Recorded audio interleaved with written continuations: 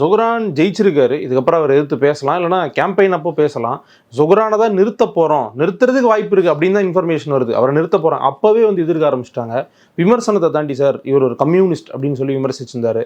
சிலர் அவங்க கட்சியை சேர்ந்த சிலர் வந்து மற்ற இந்திய வம்சாவளி தலைவர்கள் வந்து கையில சாப்பிட்றாங்க அப்படின்ற விமர்சனங்கள்லாம் வச்சாங்க. இது எப்படி எடுத்துக்கிறது? மதமா அரசியலா என்ன காரணம்? இல்ல முதல்ல வந்து மதமா தான் நம்ம பார்க்கணும். ஜொஹ்ரானை பொறுத்த வரைக்கும் அவர் பாதிக்கப்பட்ட மக்களினுடைய குரலாக தாங்க பேசுகிறார். அவர் என்ன சொல்றாரு, நெதன்யாகு வந்து அமெரிக்கா வந்தா நான் கைது பண்ணுவேங்கிறார். நியூயார்க் வந்தாருன்னா நான் கைது பண்ணுவேங்கிறார். அந்த அளவுக்கு தன்னுடைய கொள்கையை ரொம்ப ஓப்பனாவே சொல்றாரு. அதாவது இன்னைக்கு வந்து அவர் வந்து ஒரு போர்க்குற்றவாளி அறிவிக்கணும், அவர் அமெரிக்காக்குள்ள நியூயார்க் சிட்டிக்குள்ள வந்தாருன்னா என்னுடைய அதிகாரத்தை பயன்படுத்தி நான் கைது பண்ணுவேன்னு வாக்குறுதியாக சொல்றாரு.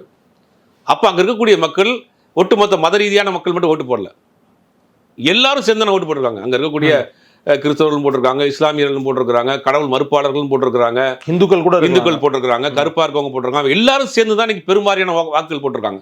அப்ப இவருடைய கொள்கையை அந்த ஏத்துட்டாங்கன்னு அர்த்தம். அது வந்து தான் ஒரு அநீதி நடக்குதுங்க.